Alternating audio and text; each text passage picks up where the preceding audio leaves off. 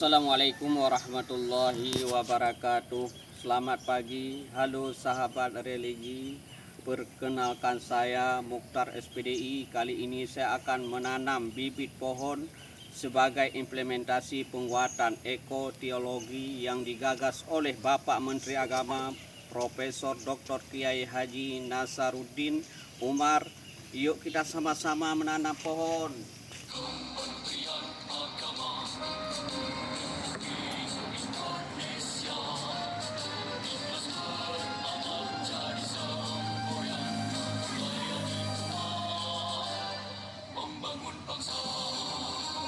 Saya Mukhtar SPDI mengucapkan terima kasih yang sebesar-besarnya dan setinggi-tingginya kepada pemerintah Indonesia, Bapak Presiden dan Bapak Menteri Agama serta jajarannya dan seluruh pihak yang ikut terlibat dalam mensukseskan seluruh seleksi P3K tahun 2024 sehingga saya bisa menjadi bahagian dari keluarga besar Kementerian Agama.